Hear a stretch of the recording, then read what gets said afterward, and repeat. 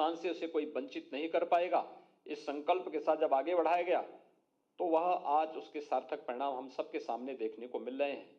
और आपकी चयन की प्रक्रिया भी उसी ईमानदारी और पारदर्शी प्रक्रिया का पार्ट है। जब सरकार ये व्यवस्था आपको दे सकती है तो सरकार की आपसे भी उम्मीद होगी कि इसी ईमानदारी और इसी पारदर्शी तरीके से विभाग के अंदर रह करके आप लोग भी परिणाम देंगे। अभी हमारे समाज कल्याण मंत्री बता रहे थे कि कोरोना कालखंड में प्रवेश की प्रक्रिया में थोड़ी देर हुई, लेकिन लगभग 36 लाख बच्चों की स्कॉलरशिप की योजना उन्होंने लगभग पूरी कर ली है और शेष सभी बच्चों को समय से स्कॉलरशिप उपलब्ध हो जाए, इसके लिए विभाग निरंतर प्रयास कर रहा है और हमारा प्रयास भी होना चाहिए, क्योंकि स्कॉलरशिप या शुल्क प्रतिपूर्ति उन सभी बच्चों के लिए अत्यंत महत्वपूर्ण है।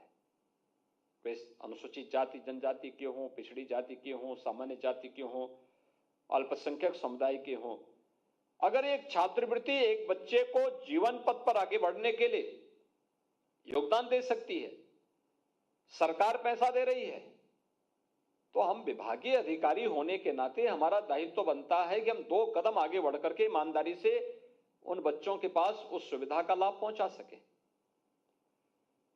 क्योंकि वह बच्चा आज एक छात्र है, कल वह समाज का एक जागरूक नागरिक बनेगा, नेतृत्वकर्ता बनेगा।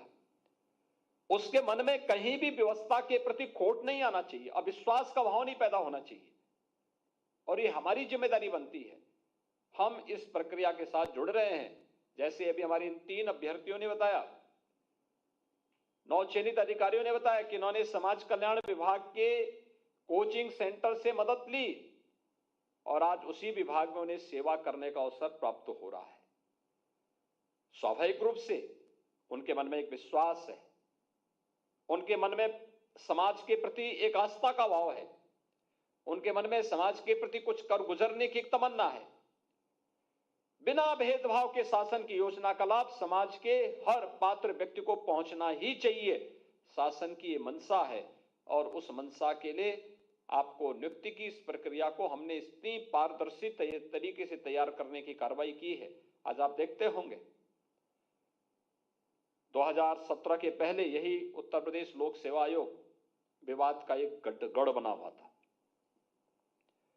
कितना विवाद होता था, कितने आरोप लगते थे, सीबीआई जांच होती थी, कोर्ट को उसमें रोक लगानी पड़ती थी। नियुक्ति की प्रक्रिया अगर वही गड़बड़ी होती तो आपका चयन कभी नहीं हो पाता। लटकी होती जी।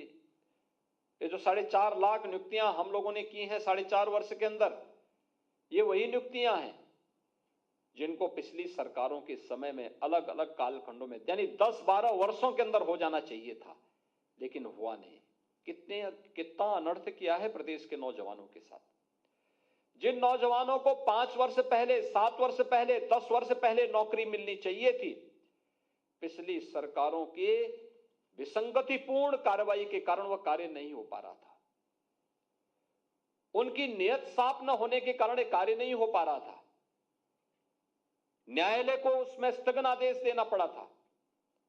हम लोग आए, हमने विसंगति को दूर किया, न्यायालय में शपथ पत्र दाखिल किया, न्यायालय ने परमिशन दी और देखते ही देखते नियुक्ति की प्रक्रिया प्रारंभ हुई। और नियुक्ति की इस प्रक्रिया को प्रारंभ करते करते 4.5 वर्ष में 4.5 लाख नौजवानों को सरकारी नौकरी देने में सफलता प्राप्त हो गई। आज उसका लाभ प्रदेश के अंदर मिल भी रहा है। अभी मुझे राज्य मंत्री श्री मोहसिन रजा जी बता रहे थे, कल आईपीएल में लखनऊ की टीम का भी चयन हुआ है। उत्तर प्रदेश आज देश के अंदर एक नई अर्थव्यवस्था के रूप में जाना जा रहा है। तो मुख्यमंत्री योगी आदित्यनाथ को आप सुन रहे थे।